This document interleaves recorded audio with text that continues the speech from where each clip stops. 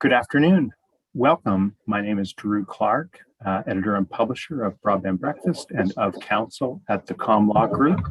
And I am here to welcome you to this exciting Broadband Breakfast live online discussion that will focus on the topic of multiple dwelling units or multi-tenant environments. I've heard so many names for them, I'm not quite sure which is the best, but thank you for our panelists, which I will introduce just now.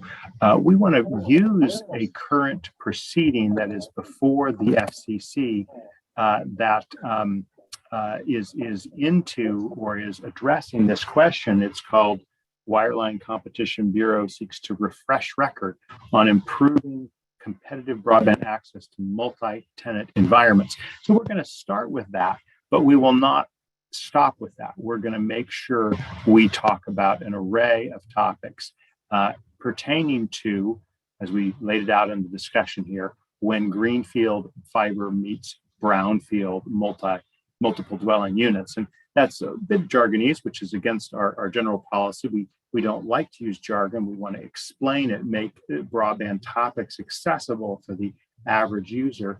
And so by Greenfield, we mean the notion of building fiber out to new homes or new apartment units is kind of attractive because you're not really dealing with legacy equipment. But this is where Brownfield comes in when there's already some type of connection, be it DSL or cable or otherwise to units. You're talking about retrofitting. You're talking about digging to install fiber. Well, when you're getting to a multiple dwelling unit, there's a lot more than just bringing fiber to the premises, right? Bringing fiber to the unit or the terminal on the outside of the house. There's inside wiring. And so this is why the MDU space raises a number of additional questions. And let me just back up a second and say, here at Broadband Breakfast, we're all about better broadband, better lives. We want to make sure we help provide the tools and materials that people need to get higher capacity broadband and to make use of it. And so we talk about both the infrastructure and the applications and use, as well as issues like privacy, Section 230, and other issues that come out. In fact, in coming weeks on Broadband Breakfast Live Online, we're going to be talking about issues of supply chain, issues of social media and Section 230, and privacy. So we're going to talk about some of those other topics in the next few weeks. But for now, today, October 27th, we are focusing on this topic, and I very much encourage you to bring your questions to this discussion. One final point before we kick off the discussion, I just want to give a shout out to our sponsors. We appreciate our sponsors and their participation. Just sharing with you right now, Utopia Fiber, Lit Communities, Broadband Now, Broadband.money, Samsung Electronics America, Render Networks, Positron Access, and the California Emerging Technology Fund. We're very grateful for each of them and appreciate how that their support allows us to do these programs every week. So with that, let me open our view up to all of the panelists here, and let's go ahead introducing each of them in turn in the order in which they will speak for us here. I want to turn to Kevin Donnelly. Kevin is the Vice President of Government Affairs, Technology and Strategic Initiatives with the National Multifamily Housing Council. And Kevin will kick us off in just a moment after I introduce the others. Next will be Jenna Leventoff, who is the Senior Policy Counsel at Public Knowledge, a very important and now very prominent because the founder of your organization, Gigi Sohn, who is widely known, great friend to many in the broadband industry, has just been appointed one of the commissioners at the FCC. So congratulations to all at Public Knowledge for that announcement and appointment yesterday. Following Jenna, we'll hear from Sandy Howe. Sandy's the board director and chair of special committee at Minim, and she'll be able to tell us a little bit about Minim and its role in this space. And then batting cleanup will be Pierre Trudeau, President and Chief Technology Officer of Positron Access. Pierre and I did a very a nice and short interview that we linked to the Broadband Breakfast. We'll link it to this page after the event. And we talked a little about Positron Access and the role it plays in this MDU, MTE space. So with that, let's go ahead and turn it over to you, Kevin. Kick us off. Tell us a little bit about who the National Multifamily Housing Council is and your stake in this particular proceeding that we've teed up here. Sure. Thanks, Drew. It's good to be with fellow panelists and all of you here today. I appreciate the opportunity to get in front of this audience. NMHC, as many of you know, is the National Multifamily Housing Council. We're the trade group that represents owners, operators, developers of apartment communities across the country. And then, at least in speaking today about the ongoing FCC proceeding, we're the lead group behind a coalition of real estate associations ranging from public and nonprofit, for-profit operators of affordable and conventional housing, retail, and commercial property owners. So really speaking on behalf of the breadth of the commercial and, as the FCC likes to call it, the multi-tenant environment. And here today, I think, as Jenna will also speak to, it's been a busy couple of weeks at the FCC. Both our groups have had our hands full in filing on a proceeding that Drew mentions. That really, there's a lot at stake, and it dovetails nicely with the rest of our conversation today about how to get fiber and overall connectivity to millions of Americans, millions of properties across the country. Last week we filed what we believe are data-driven comments with evidence that shows that the market, the existing structure, partnership-based model that exists today is working. It's serving multifamily residents in particular well.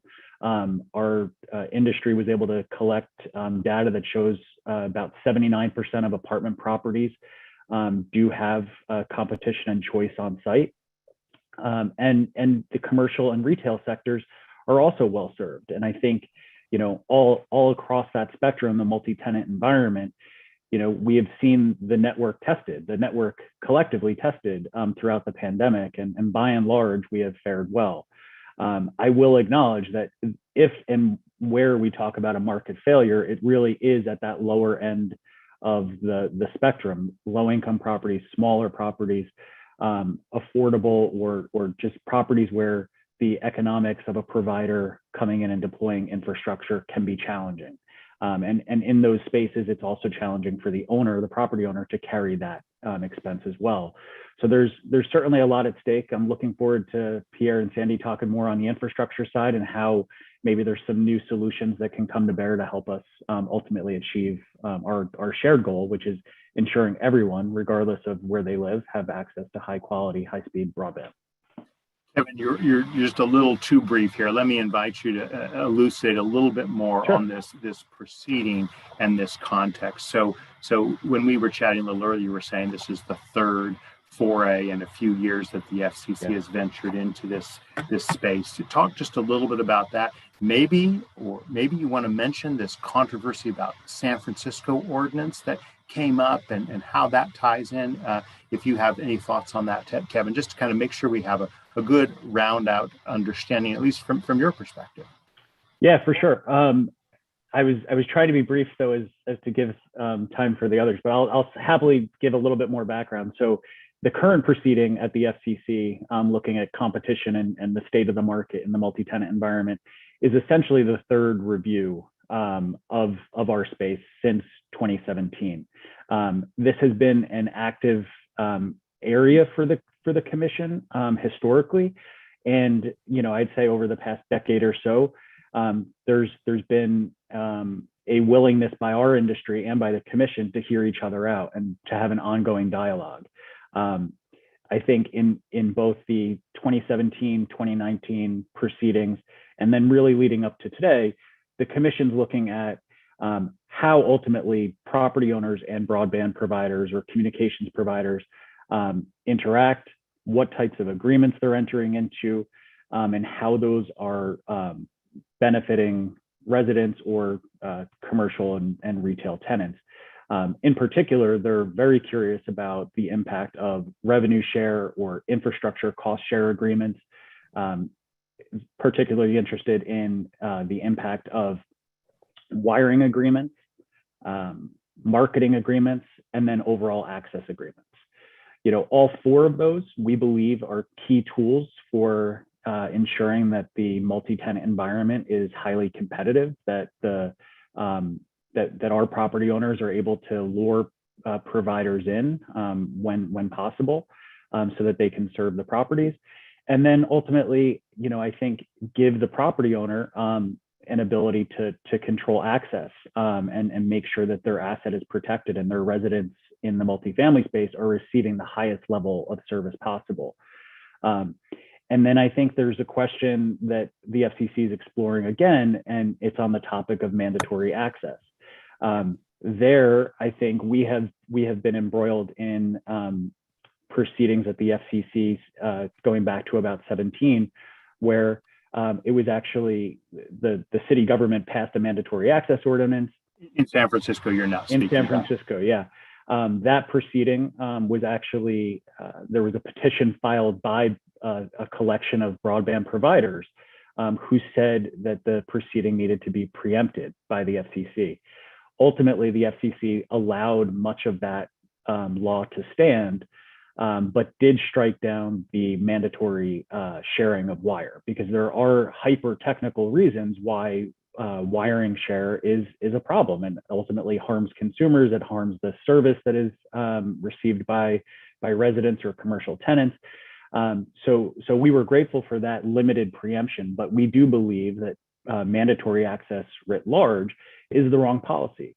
Mandatory access ordinances, we just saw one passed by the Oakland city government just last week. We believe it's ultimately not achieving or not serving the population they claim to be serving. In many cases, what we will see is broadband providers, a select few of them, will use mandatory access ordinances to gain entry into properties that already are well served, that already have high levels of competition or high levels of service, while leaving lower income, affordable, smaller properties unserved or with substandard service. And that is where I think we need to really put our focus. The digital divide here in Washington, and I think across the country, is really often talked about in a binary way, where broadband service exists and where it doesn't. But in reality, the challenge is much more complicated. In urban or suburban, low income and workforce or middle income housing, where broadband service does exist, adoption can be impacted by a variety of things, such as affordability or often the quality of service. And so when we take a step back, and I think it dovetails with our conversation a little bit about getting fiber and higher levels of service to all types of MDUs, you end up having to grapple with the fact that we have an aging infrastructure stock inside of our buildings. And to do that, we're going to need to work together to put forward some pretty cutting edge solutions that are both cost effective and can work for both sides of the equation. Well, wonderful. Thank you. And of course, I did ask you to go on longer there. So thank you for explaining that. I think that gives additional context. So Jenna, tell us why everything Kevin said is wrong. That's what I was going to say. Yes, everything Kevin said, we pretty much don't agree with. No personal offense, Kevin. So I think public knowledge, for those of you who aren't familiar with us, we're a DC-based nonprofit, and we focus on protecting consumers in the tech and telecom space. And part of that is making sure that everyone across the country has access to affordable communications tools. And we see that this issue is very much an issue about affordability. In general, our nation has a huge lack of competition in the marketplace. As of a couple of years ago, 70% of consumers across the country have a maximum of 2 broadband providers, and around 30% have just 1 broadband provider. And I think that's why broadband in the US is some of the most expensive in the world. And you would think that there would be a competitive marketplace in a lot of multi-dwelling units because there's a dense population. And a lot of times these units are The bigger ones are in cities where, you would think it would be profitable to serve from an ISP perspective. There's a lot of ISPs that want to get into these buildings and can't because of these exclusive agreements. So, I think most people know here, the background is that the FCC outlawed exclusive agreements a couple of years ago, but landlords, ISPs, they've found loopholes. If you search the internet, if you talk to people, talk to someone in a local apartment building. If you talk to enough, I'd say if you talk to 10 people, I can guarantee you at least one of them will say that they only have one internet provider available to them, and it's not the one that they want. I'm totally making up that statistic, but I have talked to many people. I had this issue myself, actually, when I first moved to Washington, D.C. I moved into an apartment building and I could only get Comcast, and I really wanted Verizon because Verizon at the time had fiber and Comcast didn't. And I didn't have that choice. And when I found out why, I was pretty livid, which is why I've taken up this issue at public knowledge. But suffice to say, we think it's really important that there's competition in these marketplaces. And even if you don't have exclusive agreements, if you can get around it in these ways that create de facto exclusive agreements, we're preventing competition and we're keeping prices up. I think that's also part of the reason why the White House has taken this on. A lot of you might have seen that President Biden talked about this issue in his executive order a couple months ago. He sees this as key to making sure that everyone can get broadband and helping to make sure that it's affordable.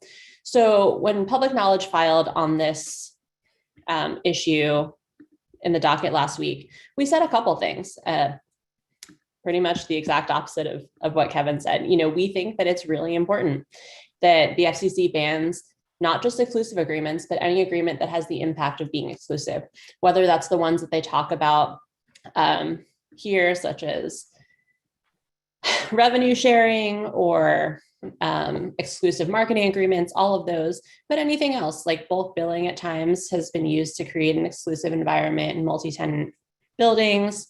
And I am sure there's loopholes that we haven't even thought of yet that will come into existence if the FCC narrowly bans these three. So we really want a broad rule that says if this has the impact of creating an exclusive agreement in a multi-unit building, it's gone. We think it's also really important to have a sort of rocket docket. So that would adjudicate these violations in the event that one of them, if someone comes up with some new workaround that may or may not clearly violate the FCC's rules, there's a quick way to figure it out. And we also have talked about the importance of mandatory access to wiring. So, I see different stats on how effective that is. In 2019, the FCC's Office of Economics and Analytics found that if there's a mandatory access law, there's an increase of 2.4 percentage points of the households that have internet access at home. Our digital divide is pretty big, and every percentage counts. So 2.5 percentage increase to me is saying that these mandatory access laws are making broadband more affordable and helping people get connected. And that's the evidence that I'm seeing about how they're helpful. And that's why we have suggested them in our comments. And, I think it's also one thing we noted that I think gets looked over a little bit is multi-dwelling units. They're apartment buildings, they're condos, but they're also office buildings.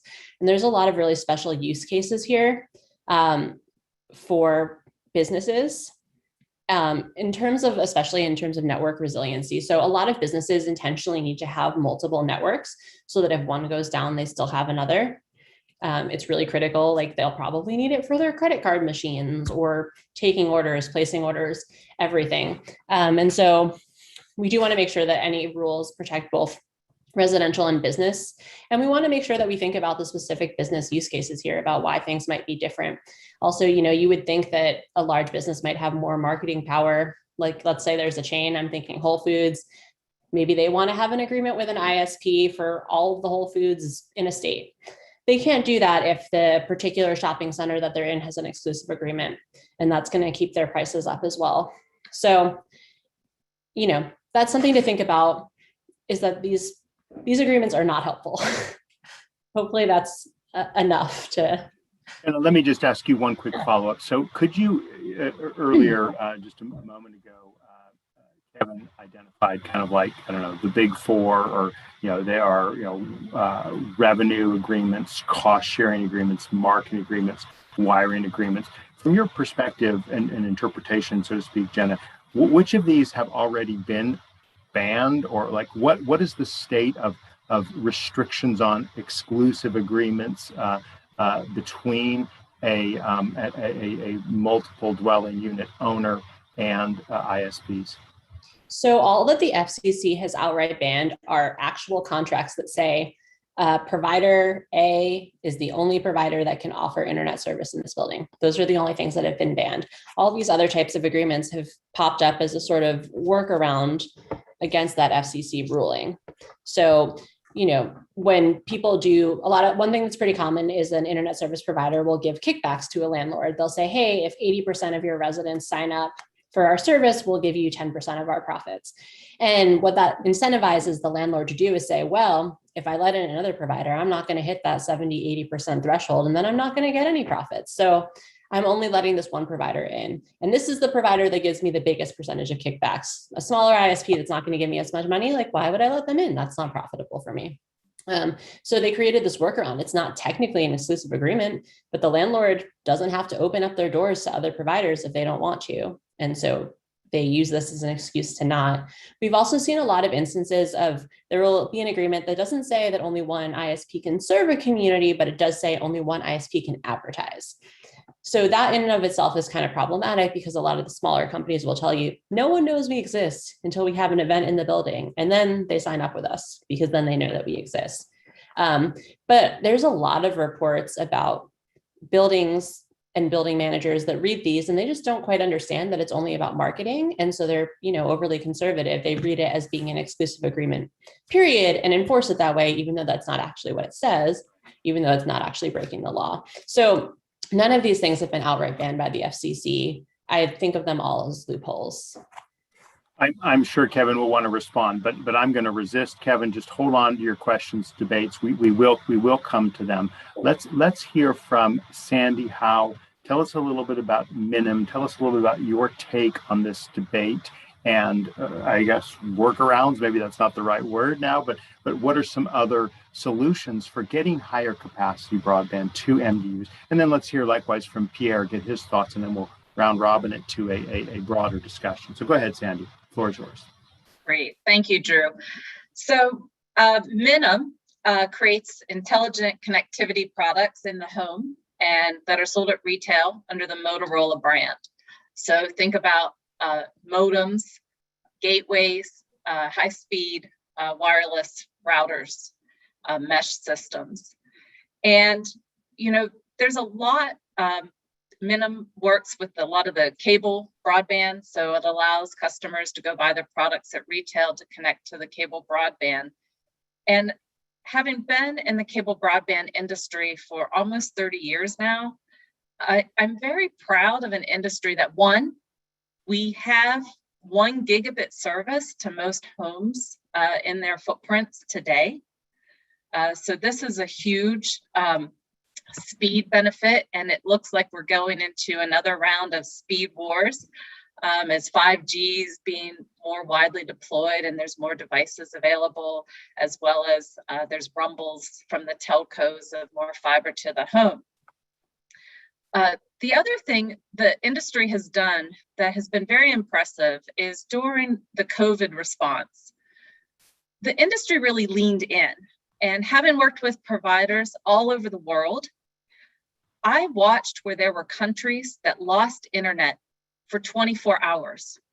Could you imagine during COVID lockdown in March of 2020, if we didn't have internet?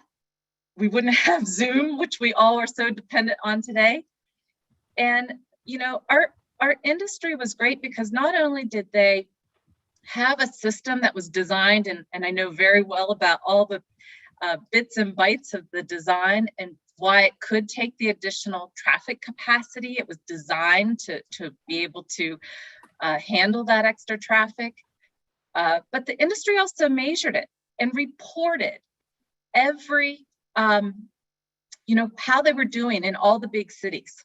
So we had connectivity during a time that connectivity was so important, and we had really great speeds. The industry also offers almost every operator has some sort of internet essentials kind of program for low income. So for those that qualify, you can have, these essential packages that are actually very cost effective. So again, the cable industry has really leaned in. And now what I'm very excited to be working on is everything around the 10G initiative. So how do we take these networks to 10 gigabit? And multi-dwelling units are definitely top of mind in the industry because about 25% of the footprint nationwide are these multi-tenant, multi-dwelling units. So they're important to serve and make sure they're serviced right. You can imagine with some of the age of the buildings, and I happen to live in a historic area, so buildings built, over 100 years ago are quite interesting as far as the wiring is all about. And the other thing I'm very proud about that has been working is that there's competition in these buildings. Just as Kevin said, 75% of multi-tenant have more than 2 providers. And in even larger buildings where it gets even more important with 50 or more units, 80% have choice today. So there's choice out there. And then the other piece that's interesting in this current market, from Q4 of 2019 to Q2 of 2021, we've actually seen 106% increase in buildings with 3 providers. So I would argue that everything that's in place has been working. And this becomes more important as we think about 10G and how do we get 10 gigabit. And again, as I said, these buildings are a lot of times old. It's very fortunate when you have a new building. New's easy because of course it's all wired very smartly, so it could easily allow a lot of different options. But we're looking at buildings mostly that have 2 each unit, copper, twisted pair, coax, and power. And so it's looking at technologies that can help deliver in the future and today the speeds to get that 1 gigabit and beyond to the units creatively.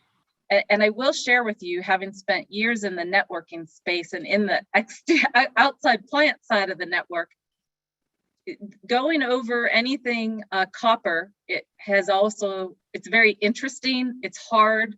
That's why there's all these technical and logistical things to consider that the operators must consider. But nevertheless, when you are looking at so many multi-dwelling units today that have competition, we're doing it. And then it's very exciting. And I think this will help tee Pierre up next. There's some great new technologies out there and they've been adopted worldwide. I've been working in them all over the world in technologies such as G.hn that really allow you to take advantage of the 3 type of wires that are running to those buildings today to allow these high-speed competition to be offered. And by 3 wires, Sandy, you're referring to twisted pair, coax, and power. Is that right? Is that what you're saying? Yeah. Okay.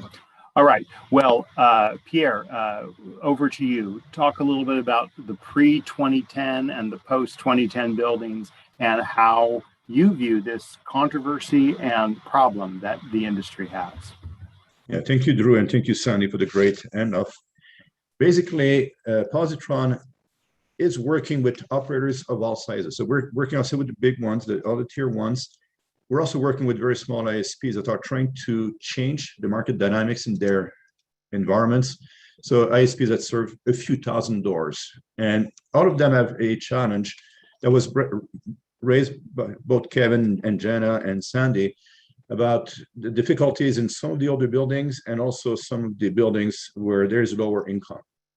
And sometimes we've had discussions with CFOs of these entities and say, well, it's too expensive to cover these buildings. Just trying to send a crew there, the construction work, the time it takes to get the permitting, and it's very disruptive. And the tenants will hate us because we break the building before we can kind of deal with it if we try to retrofit any kind of wiring, whether it's structured wiring or fiber. And we say, you're absolutely right. You don't need and should not even accept doing this now that there are technologies like G.hn. It's an international standard that delivers gigabit speeds on wiring that was installed 20, 30, 40 years ago. And when we talk to these, again, these same operators, their CFO likes it because the cost is no longer multiple thousands of dollars sometimes per door. It's no more than what DSL would cost or DOCSIS would cost, yet provides a lot more bandwidth, especially in the upstream direction, which is essential for sessions like this, but also for remote learning, remote working, and so on. That matters a lot to these low-income families that sometimes can't afford to take some other jobs simply because of the commute time and all that. The other thing is that the sales and marketing teams of these entities now have the ability to market their service and tailor that to buildings that were ignored before that. So that gives some freedom of choice options. At the same time, there was this, I guess, one of the point that says, well, you cannot share the wiring because that will kill existing technologies. So when you pick a given technology, whichever one is first in the building, it has kind of that de facto grandfather clause that says you're there. And if someone wants to offer service, great, as long as they don't disrupt existing subscribers. With G.hn, the technology is designed and has been successfully deployed in many scenarios where if it's on twisted pair, we can share that with the older DSL technologies also serving the building. If it's on coax, we would replace DOCSIS and provide the gigabit speeds in the upstream, not just in the downstream. But at the same time, let's call it legacy cable TV. Someone that says, well, this area is not served with IPTV, but you still need to have access to your preferred channels and whatever extra channels that cable TV does offer. It is now possible to have G.hn and that legacy cable TV from whoever has been providing the service share the same cable infrastructure. And if someone says, okay, in this building, someone says, I want to stay with DOCSIS, I'm happy with my DOCSIS-based service, and the neighbor says, well, I'd like to get more bandwidth, and G.hn is the answer, the technology used by this other choice, they can all cohabit peacefully because in most cases, although there are splitters on coax that serve, so from one feed, you serve a lot of doors.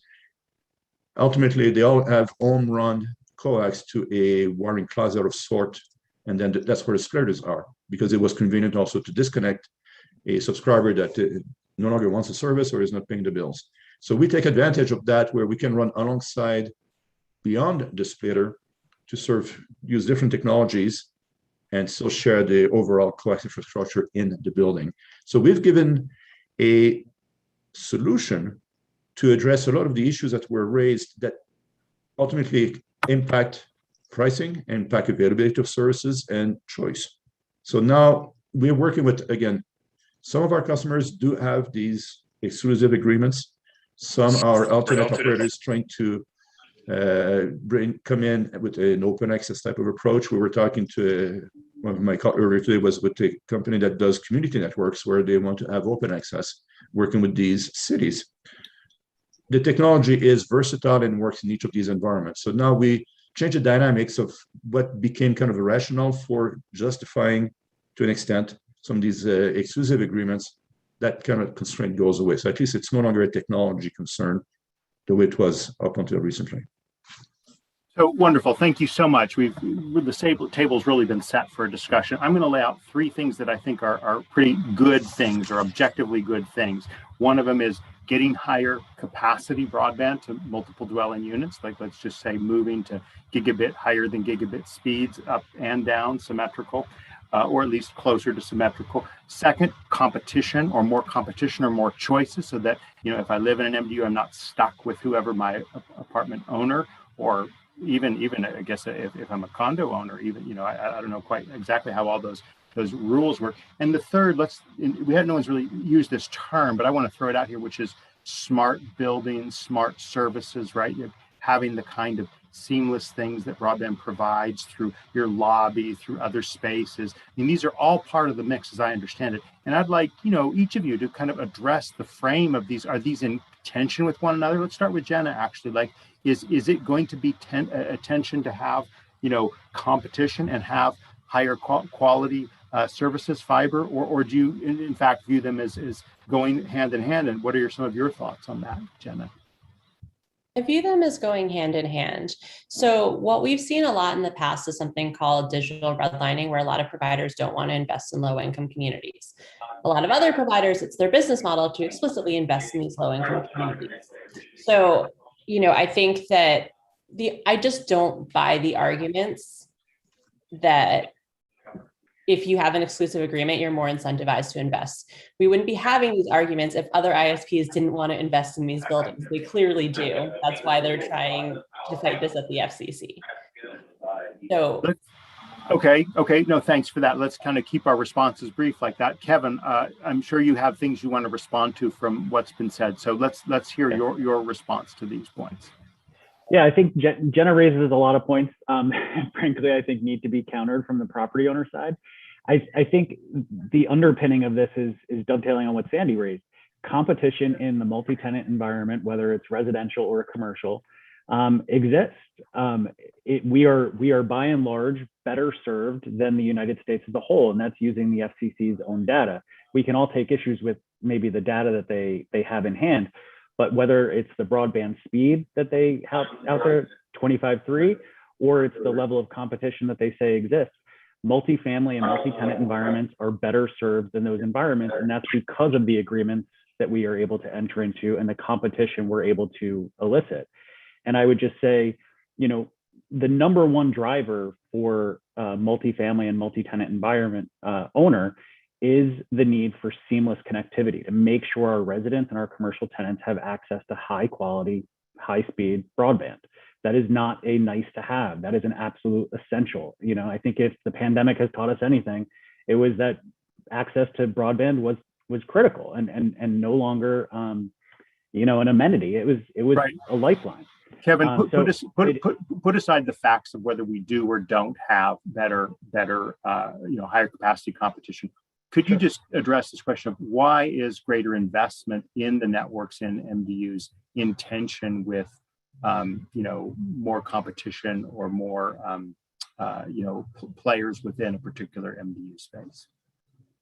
Well, I think, for example, I talked to an owner this morning who invests, every time they acquire a property, they're having to go in and invest $400,000 on average to upgrade and bring fiber to the unit.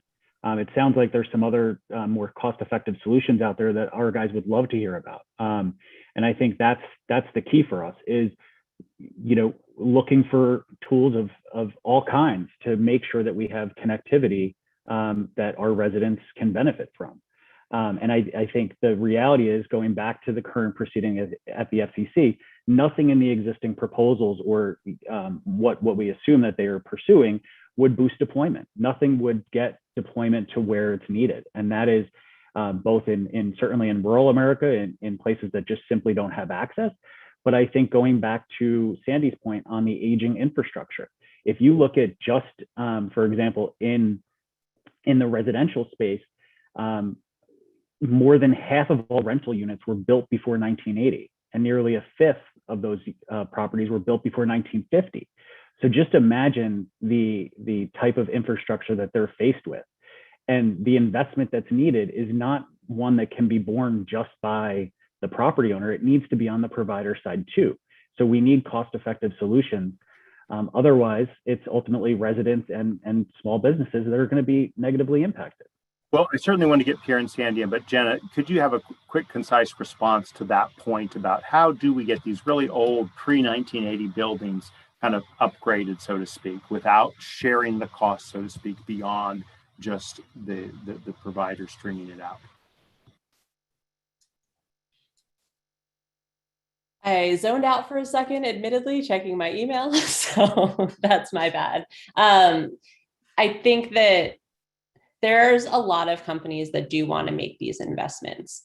In a lot of cases, the cost of wire sharing is, it's someone owns it and someone else pays a fee to lease it out. So in that respect, you are sort of sharing the cost. That was the question that you asked.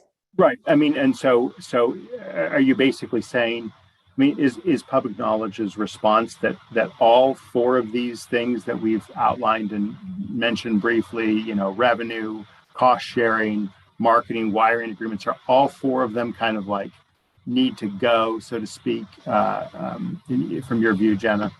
Yes. All right.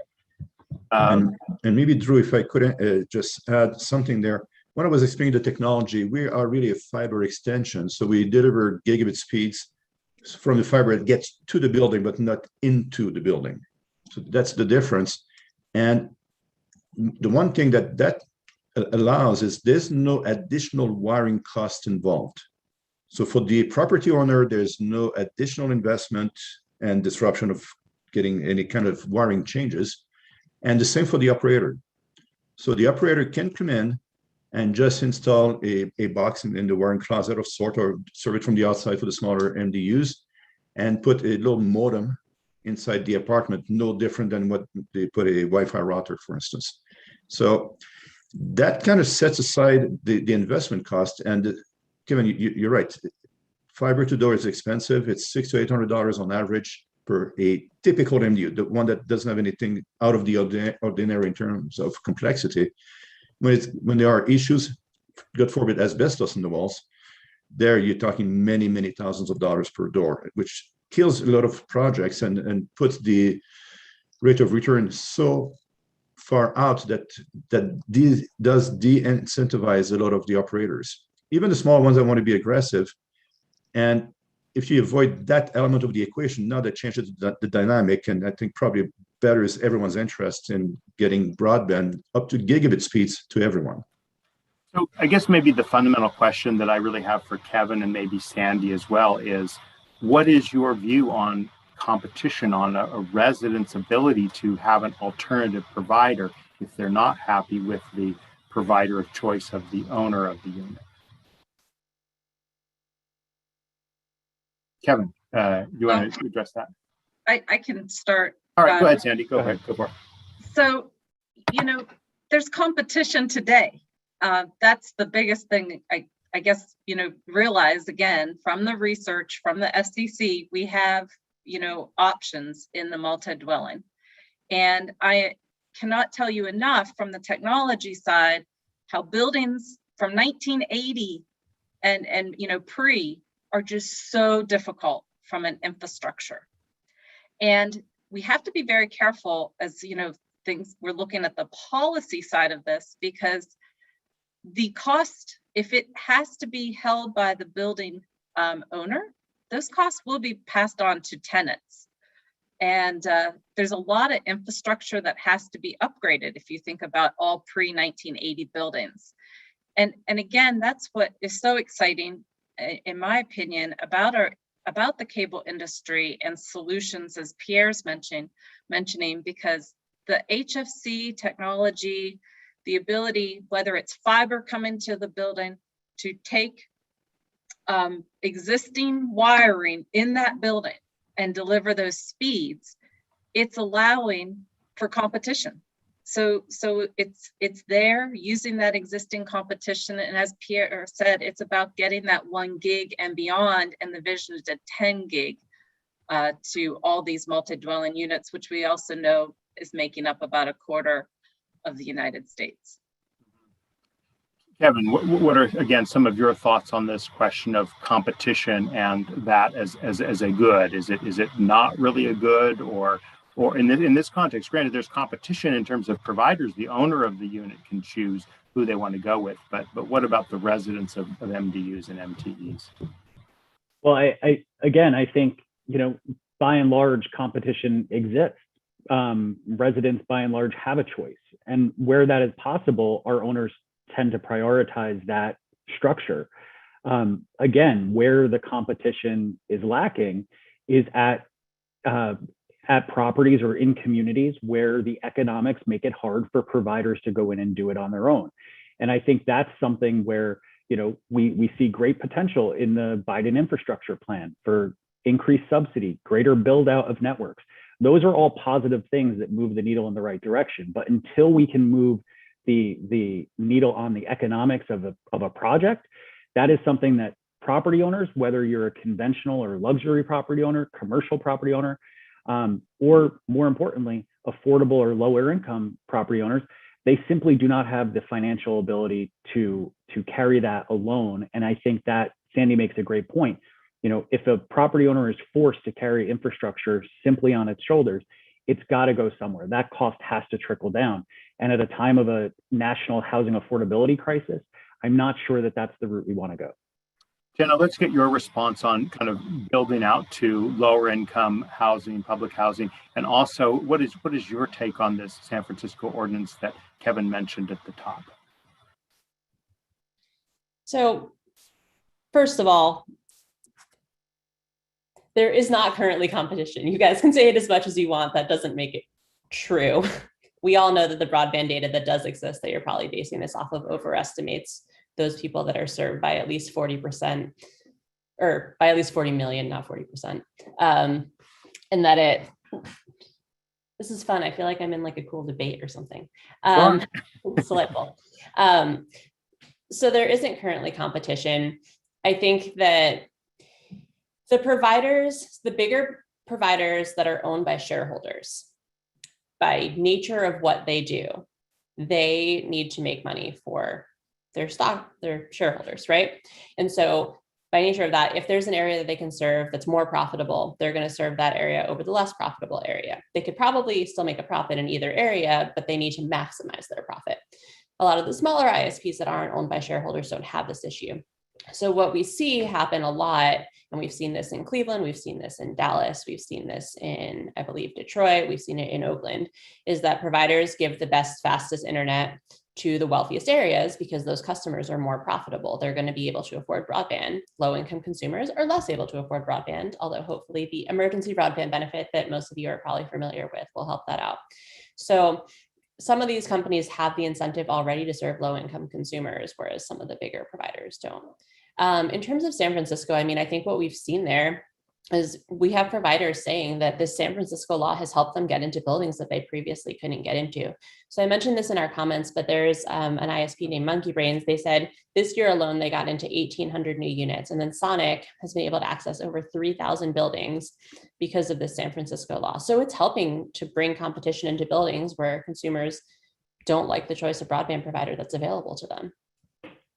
So Kevin, let's hear your reactions to this, and maybe again going back to the San Francisco. What are the specific, even if they're hyper technical, try to make them understandable. What are the problems with quote sharing wires, and are there any alternative solutions to that?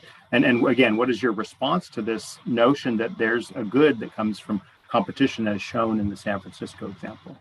Sure, I think Jenna points to two textbook examples of providers, both Sonic and Monkey Brains, who are using the mandatory access ordinance, and they claim they've gotten access to thousands of new apartment buildings or new buildings in San Francisco. But the reality is the buildings that they have gotten access to already had competition and choice and high level of service. The properties who are desperately in need of service and higher levels of service from those providers and others are the lower income, smaller, senior, affordable properties who, frankly, Jenna rightly points out that the provider can't justify the expense. And frankly, the property owner can't afford to carry the infrastructure upgrade or service upgrades that are necessary to give those residents or those commercial tenants superior service. I think when you talk about the technicalities, and I'm certainly no engineer, but both competitive providers as well as folks on the design and construction side will tell you that there are a host of technical issues with sharing of wire. And I think that's ultimately why the FCC preempted the San Francisco ordinance on that point. And I'll let people who are far smarter on technicalities weigh in there.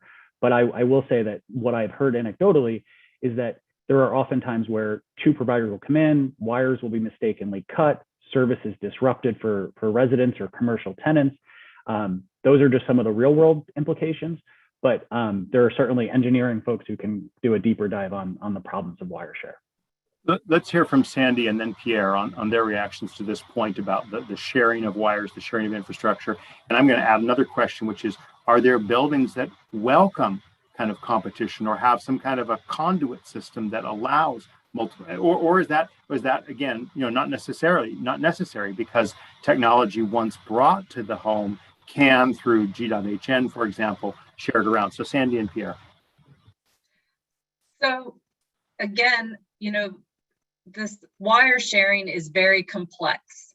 And if you understand the nature of the data that's being transmitted, depending on the provider, whether it's Ethernet, whether it's over a hybrid fiber coax or over twisted pair, putting and mixing signals on the same wire of two different providers is going to cause a ton of reliability issues.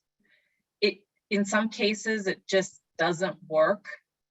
So that can't be done, which then it goes to, well, we need new wires. Is the conduit there?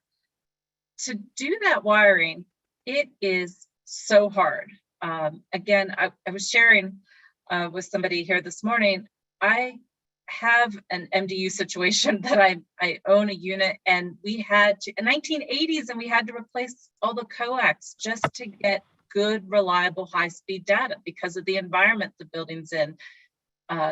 Very tough. It's very, very expensive. You think about, as Pierre said, how complex it is going through walls, trying to do it neatly, not interfering with the tenants. It's just extremely disruptive. So even if there's conduit, it's not necessarily easy.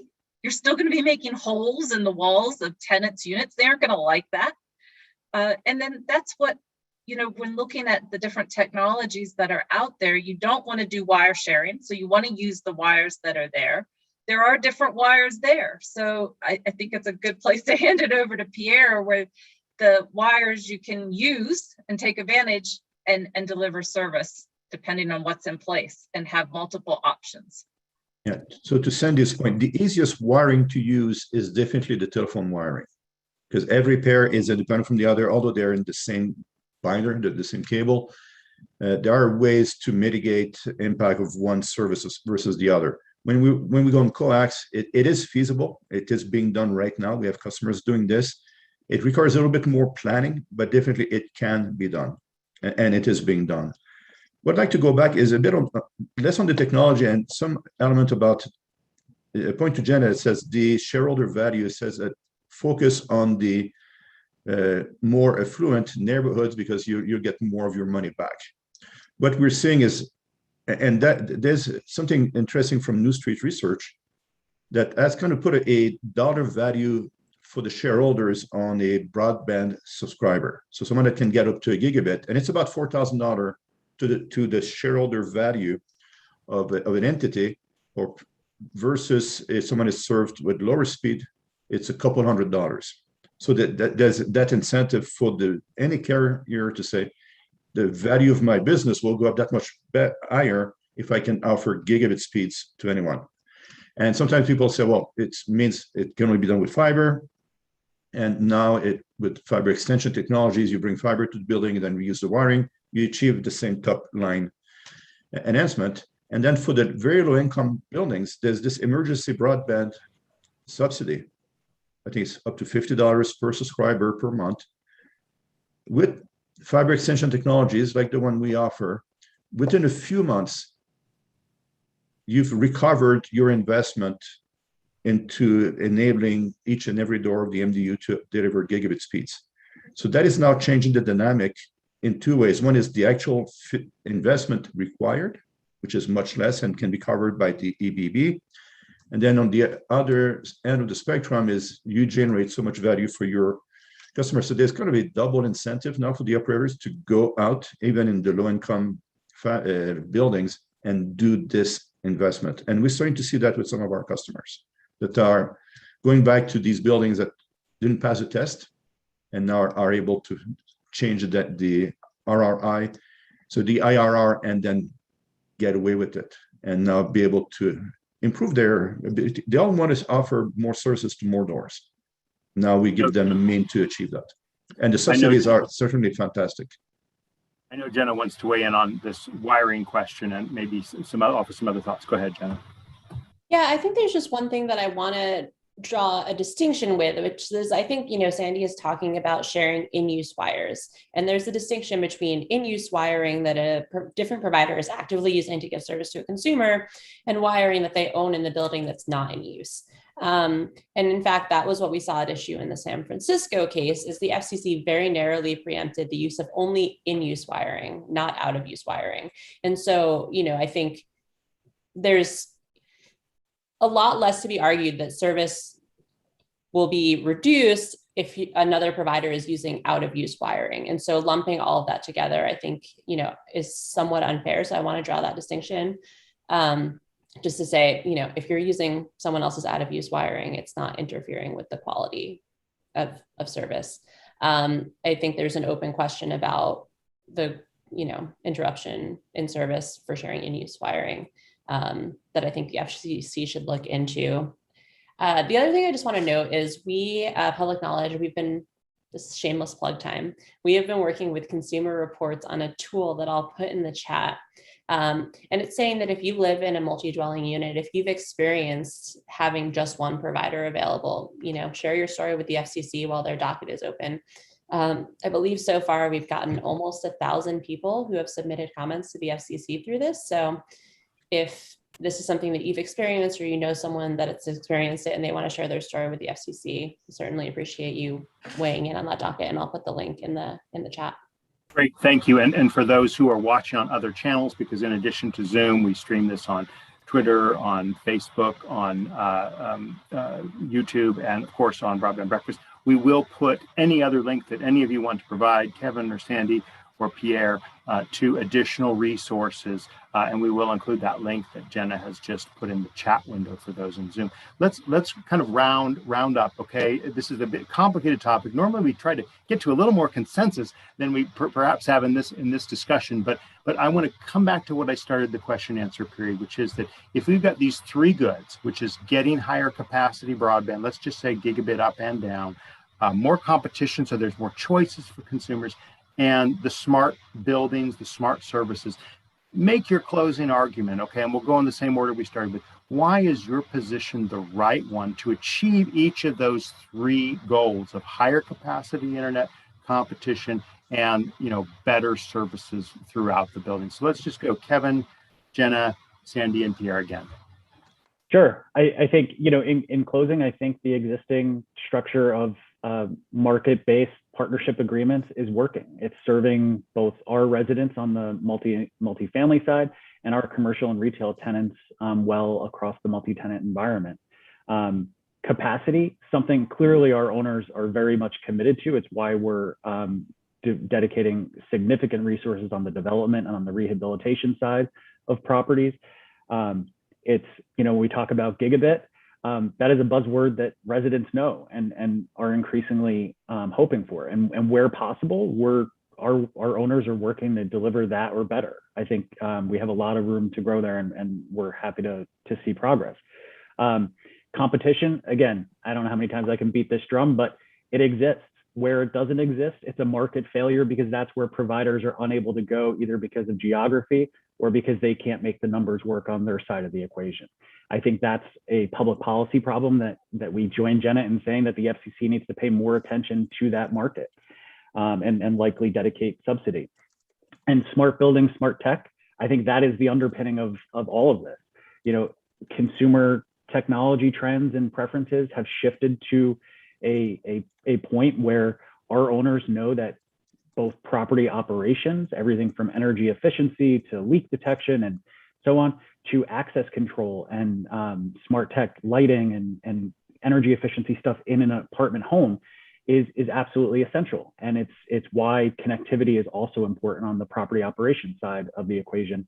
But at the end of the day, it's seamless connectivity across the board, across multi-tenant environments. It's why we take it so seriously. And I think we're well suited by the existing market structure we have today. Jenna, your turn.